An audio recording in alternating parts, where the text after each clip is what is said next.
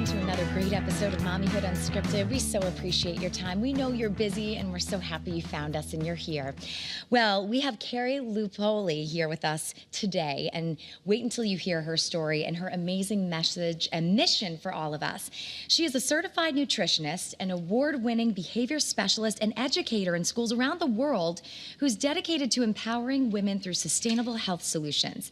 After overcoming her own struggles with disordered eating, she founded Disruptive Nutrition and has gone on to helping women see their bodies as their best friends instead of their enemies. Oh, love that.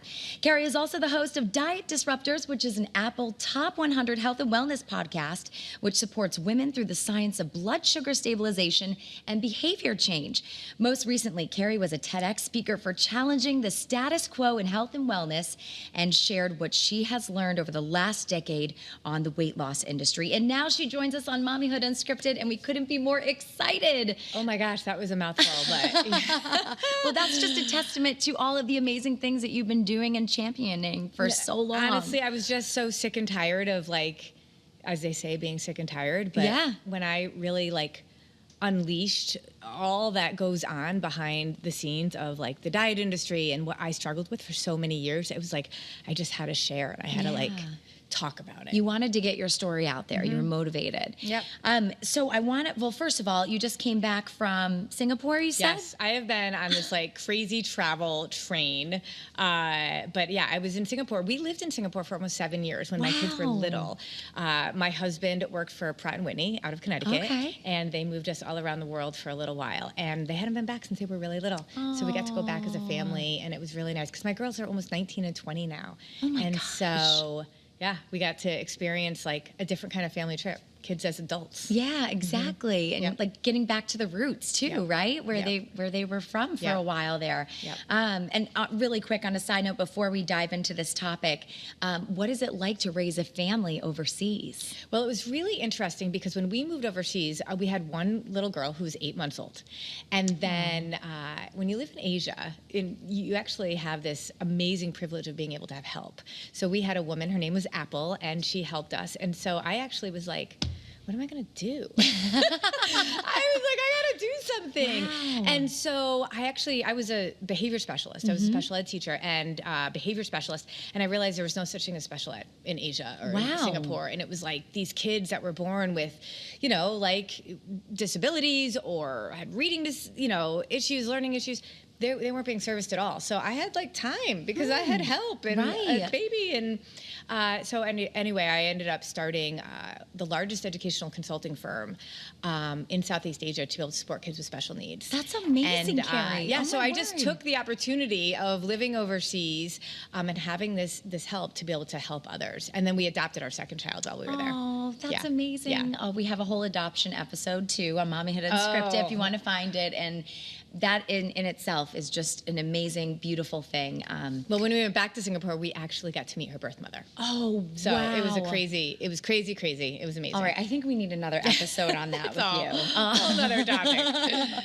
All right, so I want to talk first about family Friday night pizza. When your 5-year-old asked why mommy wasn't eating the pizza that everyone had at the table. Yep. Take Family us back Friday to that. pizza night. My girls were 5 and 6 years old, and I didn't eat the pizza. I got salad with dressing on the side. But I always felt like I wasn't eating a different meal. We all ordered from the same pizza place. Right. And my 5-year-old asked my 6-year-old, why does mommy never eat the pizza? And my 6-year-old said, because it has too many calories. And right then and there, I knew that I was teaching them a belief and practices that I thought was a secret. My secret obsession about my body and food, my relationship with it, my belief that my value was literally a number in the scale. If I weighed a certain amount or looked a certain way, then I could be confident, then I could be happy. And it was like I was chasing this elusive number, and I felt like then I could actually live my life. And it was that moment where I just realized I have to rethink all of this because I know that I learned what I learned from my mom, and she learned it from her mom, and I was committed to changing my family tree. I I didn't know how. Right. But I knew something had to change. Yeah, body shame is definitely inherent, right? Like it passes down the lines. And I'll never forget, you know, have you ever heard of The Marvelous Miss Maisel? Yes. There's a scene where she's at the workout class with all her friends, and they're trying really hard, and they're measuring their waist to be a certain number. And that's literally what society was putting on women and what they thought they had to uphold, right? Yep. This image. And yeah, like that's like generational trauma that's definitely going to trickle down to us. But I think it's so much a part of our culture, but we don't even realize it. In fact, when we were in Asia and we got the story of Ellie and her adoption, and they actually had to offer her to local families before a foreign family. And turns out she was too dark-skinned for anybody to want to adopt her. And I just think about the fact that we are so consumed about the outside versus the inside. This little girl is one of the smartest humans on this earth, and I think what a shame that these families missed out, and what a blessing for us. Right. But it's just an example of how we look at ourselves from a point of view and judge others on a point of view that has nothing to do with who they are. It's just more of what they look like. And I realized that I was doing that. And, you know, I was a successful international educator. I was traveling all around the world, educating people on behaviors and discipline and raising kids. And yet I was in a hotel room and I would stand on a scale before I would go on a stage to speak. And it was that number that helped me decide whether or not I was going to be good or not that day. And what happened if that number was not what you wanted? It's like then I had to go down this whole rabbit hole of trying to boost myself up to get on the stage anyway. Like, what was the point?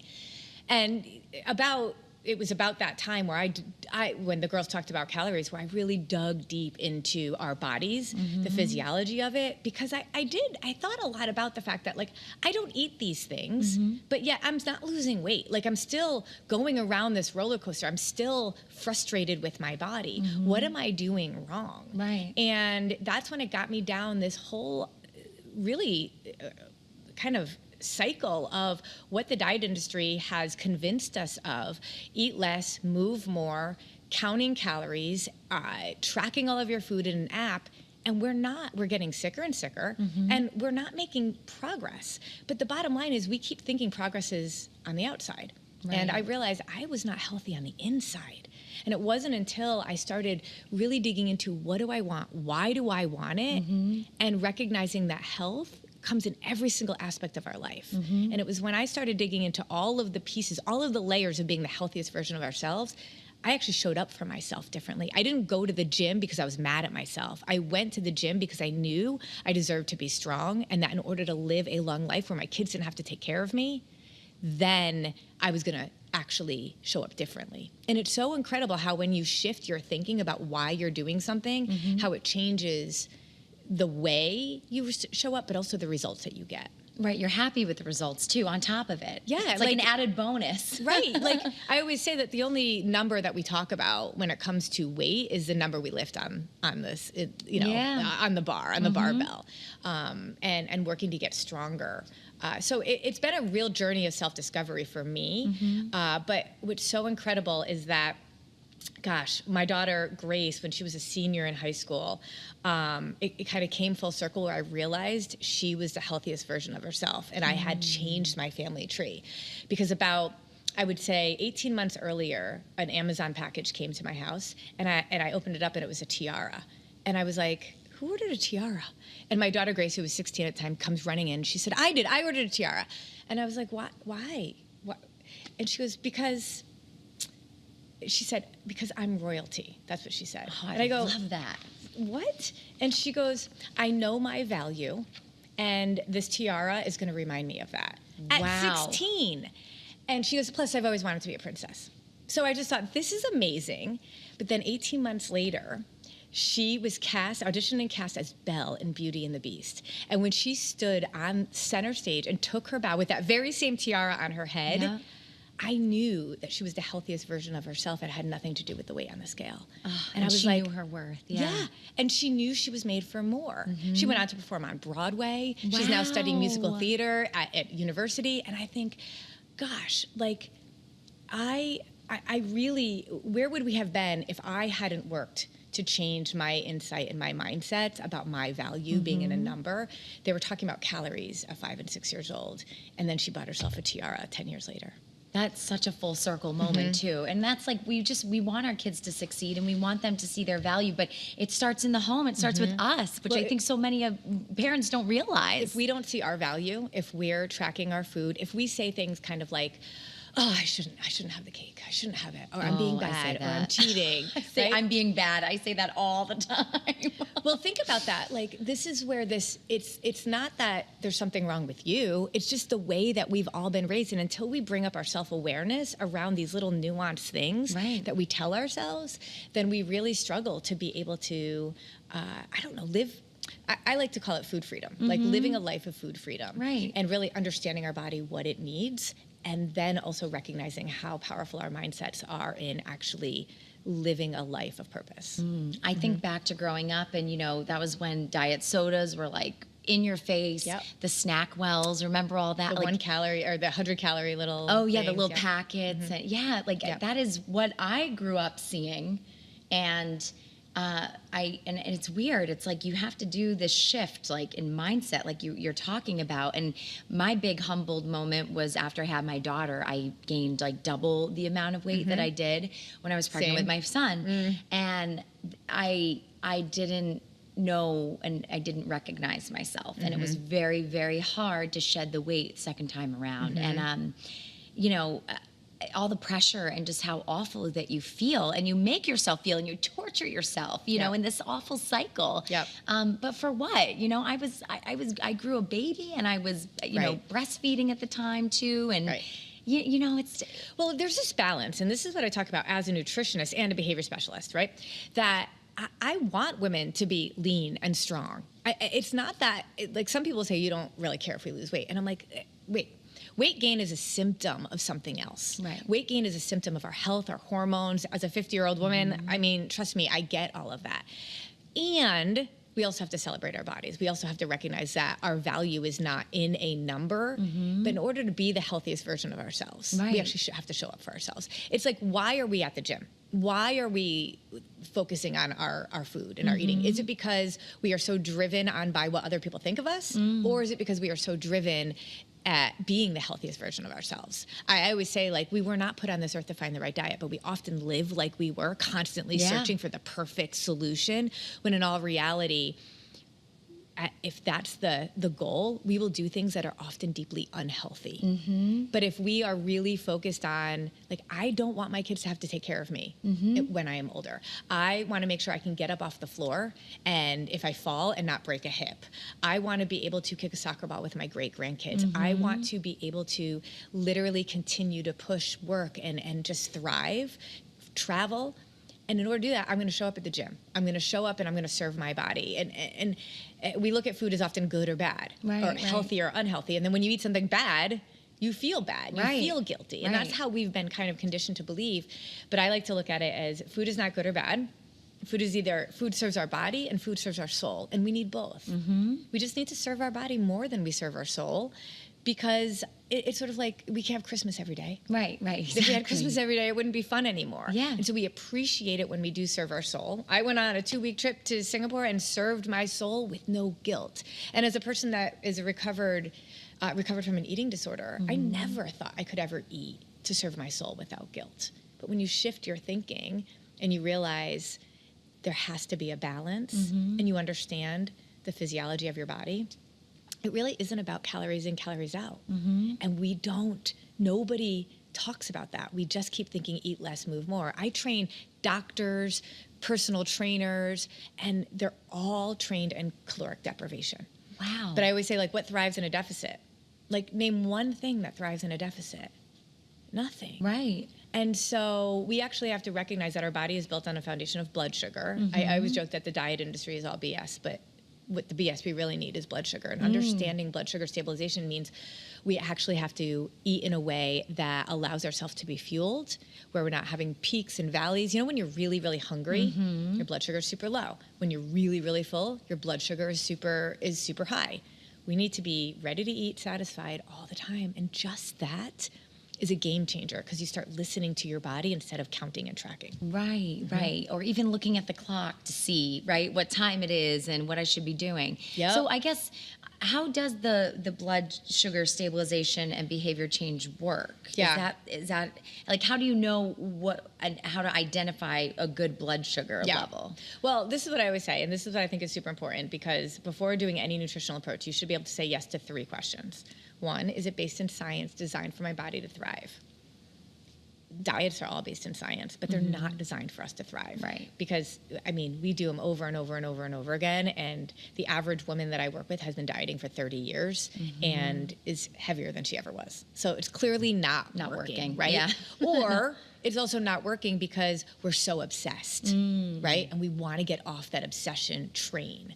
So is it based in science, designed for our body to thrive? Can you do it for the rest of your life? You and your body are like a relationship, just like any other relationship. Right. And so when you think about the relationship with your husband, I've been married 25 years, right? And so as you have a relationship with a spouse or a friend or a child, it's never perfect, but it does have to be consistent. And I think with dieting, we often think I have to be perfect. Right. I have to be perfect. And if you have to do something perfectly, then you got to really think about whether or not that's really what you should be doing. And so can you do it for the rest of your life? And your body really wants you not to be like throwing mud at the wall and doing all sorts of things. It wants a trusting relationship with you. And then 3, would you let your kids do it? And that's the big question. If we're doing something we would never let our kids do, first, physiologically, our bodies are the same, but also my kids started talking about calories at 5 and 6 years old. And if we don't want that for them, then we have to have a solution that allows for a yes to all 3 of those. Right. And focusing on blood sugar stabilization is really, really key. And the way that I do it, it's so easy. Like, it really is so easy. People talk about macro counting, and macros are proteins and fats and carbs. And yes, we need all of those. People are so afraid of carbs. But our body will balance its blood sugar in one of 2 ways. It will either balance it through food or on its own. And if you're not aware of how to do it with food, then your body is going to be on this natural blood sugar roller coaster. And it is why, the diabetes epidemic is absolutely incredible. But our blood sugar roller coaster started 20, 30 years before that. So as soon as we have symptoms like weight gain, cravings, fatigue, PCOS, thyroid issues, and then high cholesterol, high blood pressure, those are sure signs that your body has been on a blood sugar roller coaster. And your body's been trying to be your best friend and tries to balance it on its own. So if we deprive ourselves of food, especially for women in fasting, we just keep putting our body at a deficit. Our body has to keep adjusting, and our blood sugar gets all out of whack. But if we could do it with food and actually help our body kind of function in a way that it needs, then it changes everything. So we eat a protein, a fat, and a carb. We don't have to measure it. We eat until satisfied every 3 hours. PFC, we call it PFC 3. And it's so simple that my 5-year-old nephew can do it. I think we just don't know enough about food. But Agreed. we're a refuel as you go machine. And we're eating. And all food is protein, fats, and carbs. That's it. Even ice cream is just a fat and a carb. We don't have to give it so much weight and so much value. But when you understand carbs, yes, it will spike our blood sugar. But when we eat a protein and a fat alongside of it, it actually mitigates that blood sugar spike. And we're getting all 3 of the macronutrients together. It's so simple. And it alleviates all of the stuff that we've been doing, looking for the perfect meal plan. But the problem is, A, we know what to do, we just won't do it. I can teach people that all day long. It's so easy. They won't do it because life gets in the way. But also, one of the things I found with the thousands of people that I've worked with on this is that once they realize how simple it is and they start implementing, they actually have to unpack all the things that have been put to the side that they've ignored because they've been looking for the perfect solution to lose weight. And we actually have to get to the things that are really holding us back about our self-worth. That makes so much sense. And that immediate gratification that we look for in this culture, right? It's easier to kind of chase after the thing that isn't going to work sometimes because we're trying to seek what those things are promising us, which is, as we were saying, you know, it's a quick fix. It's not something sustainable. And then, like you said, like unpacking a lot of the, you know, the psychological stuff, right, behind what we're trying to chase and why, and then looking at how we grew up and you know, any triggers there, underlying things. Like it's a lot, which is why I think, like you said, people run away from that because Right. it's messy and uncomfortable, Right. and they don't want to have to deal with that. So we keep looking for like the thing that might be just tell me what to eat. And, Right, like, I right. can tell you what to eat all day long. It's not actually not going to help you to become truly the healthiest version of yourself. Right. It's funny, when my daughter turned 16, she wanted a certain type of car, a Subaru Crosstrek, and I joked, I'm like, I've never seen a Subaru Crosstrek before. And my husband was like, no, you've definitely seen one. And I'm like, I definitely have not. So he shows me a picture. And then, don't you know, that day I'm out driving, and what do I see everywhere? Subaru Crosstreks, right? And so I'd like to believe that everybody started driving that because I swore I had never seen one before. But that's what's so amazing about our brain. It filters out what we tell it to. So my brain saw that picture of the Subaru Crosstrek, and it was like, oh, we're doing that today? Okay, because we take in millions of pieces of information. And as a behavior specialist, this is one of the things that fascinates me about behavior, because we see this truth, right? But in all reality, it's a filter of what we tell ourselves is true. I call it truthiness. And we get so adamant about it. And, you know, I don't have time to work out. You know, life is so busy. I have the kids. I can't take care of myself, or I can't invest in myself because I have all these other things that I have to take care of. But when we tell ourselves that, then that becomes our truth. Yeah. And so there's so many things we do. When we are constantly focused on our weight, then it's amazing how we will just see things that reinforce the need to lose weight. And so I think about that brain filtering piece, and it's like, what do we tell ourselves? What's our self-talk? How are we checking ourselves? And recognizing this level of self-awareness around our truth is actually our perspective of the truth. And getting around either like-minded people or, I mean, morning time to me is like one of the most important things to just reset and realign the truthiness that kind of makes us believe certain things that aren't necessarily true. Yeah, oh, I love that. And by the way, when you were listing off those things, I'm like, check, check, check. Yeah. I think I've always used that as an excuse at some point in my life. Yeah. So what is your power of 1% philosophy? Could you share that with us? Yeah, so I go live every single morning on Instagram, and I do morning meeting I love with everybody. that. Yes. And I talk all about like 100 days of 1%. That's actually my philosophy when it comes to teaching people about their bodies and how to actually serve them, but also about our mindsets. Because if we can, I was an educator for so long, and I know that if we teach in little bits and pieces of information over time, it starts to stick, and everything builds upon everything else. But especially when it comes to learning something new, our brain likes familiar. Our brain does not like learning something new or doing something different. So it's the whole cycle of self-sabotage. You know, like if you're just frustrated with your body and you're just like, or anything, you decide to make a change, right? This happens all the time in the dieting world. I'm frustrated, I'm gonna make a change, I'm gonna go do something. And I start to feel good. I'm losing a little bit of weight, I'm going to the gym, I'm showing up for myself. I'm like, oh, I feel good. Your brain doesn't recognize feeling good. It just recognizes different. And it's like, okay, wait, this is different. This is unfamiliar. And the brain doesn't like unfamiliar. So you start to question some of the changes that you make. And you're like, oh, I don't know. That gym is a little far away from my house. Oh, I don't know. If I made my kids lunches in the morning, that would probably be a better use of my time than working out, right? These little changes start to sneak up on us. And then our brain wants to go comfortable. So you go back to your old ways. So if you've been searching for diets your whole life, and then you find, like when I see clients that come to work with me, and I'm like, this is it. Last first date with any nutritional approach again. It's so funny how we almost go back to still starting to search. So when we think about that, when it comes to the power of 1%, if we can be learning in little bits and pieces and raising our self-awareness, working on just cultivating one concept at a time, watering it, thinking about it, and moving little by little, our brain, we can start to trick our brain from thinking, oh, this is something new all at once. And we will always revert.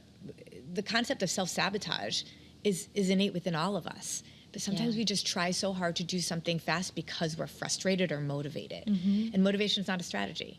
But 1% at a time can really build up over time. And that's the thing, we all have to be really patient here. If we're going to make any major changes, we're not going to see those results overnight. But any kind of habit, you know, how many days does it take to form a habit? There's so many different schools of thought on Yeah. this. But this is what I say, like, divorce yourself from the result. Yeah. I have no idea, like when we talk about, we don't do goal weights. Wow. Because we don't really have control over that. Let's be honest. We really don't. No, it's true. It's an outcome goal. We have control over our behaviors, how we show up every day. And will those get to an outcome? Sure. But I don't know how fast it's going to take. James Clear, the author of Atomic Habits, actually talks about a frozen ice cube in a room. And let's pretend an ice cube's in a 20-degree room, right? And you turn up the temperature a couple degrees. Well, it could be at 24, 25, and that ice cube is still frozen. 26, 27, 28 degrees. You've been turning up the volume a little bit each time, but it's still frozen. And then you get to 31, 32, and then at 33 degrees, it starts to melt maybe a little bit, but it wasn't because of that 1 degree before. It was because of all those degrees that led up to that. And I've had people say, well, how long will it take to melt my ice cube? And I'm like, see, we're looking at the wrong thing. We're looking at the fact that we're making progress every single day. I want to see success in every day, not in one day. Right. And so if we divorce ourselves from the result of how long will it take for my ice cube to melt and just realize I am showing up for myself every day, then what else are you going to do? Wow. Like, what else are you going to do? Just stop? Right. Right? Like, and that's why the why has to be so big. Because if our why is on a number on a scale and it's a Monday night and you're stressed out and there's chocolate cake on the counter, you're going to be like, screw it. I'm not going to lose 40 pounds by tomorrow. So I'm just going to eat the cake tonight. I'll restart next Monday. It's always about the next Monday. So we've got to divorce ourselves from the goal and say, why am I showing up for myself? Why am I committing to myself? Right. And loving ourselves too much not to show up. And that's what I started doing. Once my kids really woke me up, I realized what I've been doing isn't working. And I have to do something different in order to get something different. And it's all about consistency. And when you start looking at things differently, you'll start showing up differently and then more consistently. And then I didn't even care about the number on the scale anymore. Right. But over, the last 10, 12 years, at 50 years old, I'm in way better shape than I was when I was in my 30s. And so it adds up. Right. But and it's never too late to make that start, even if they're right. I mean, never. Our bodies are so incredible. It's like an elastic band that stretches. It wants to go back to its original form. And our bodies are like that. If we can just give it a little bit of love and attention for the right reasons, it's amazing how much progress we make. Oh my gosh, Carrie, I feel like I just had a pep talk from a really good friend. I mean, and this is the conversation I think I really wanted to make sure to get out there, you know, for so many women in particular. I mean, obviously men as well, but for any of the moms in particular who are listening, who have made those excuses like I have, I'm guilty of it. It's, you know, we got to love our bodies and love on ourselves in order to love on our children and course correct the path that society has kind of figured out for us, you know? We got to jump off that. We can't teach what we don't know. And we can want for our kids all we want, but really only action creates change. And if we don't do it, they're never going to learn how to do it. Absolutely. And as somebody that's 19 and 20-year-old now, and I see them out in the real world, it's like it went by in a flash. So we have to make this one of the most urgent things that we do. Got to harness this time right Yes. now.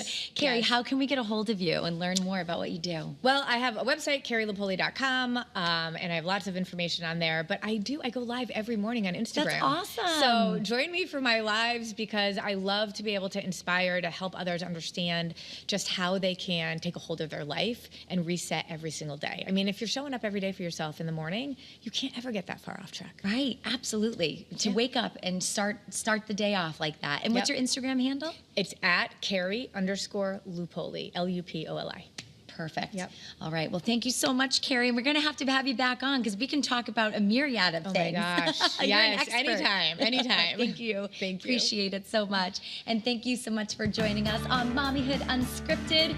You can scan that QR code right there on your screen, and that'll take you to our archive of tons of episodes. And you can also share and find us anytime on WFSB Plus and on Apple Podcasts, Spotify, and wherever else you listen to your podcasts. And remember, Mama, you're doing great.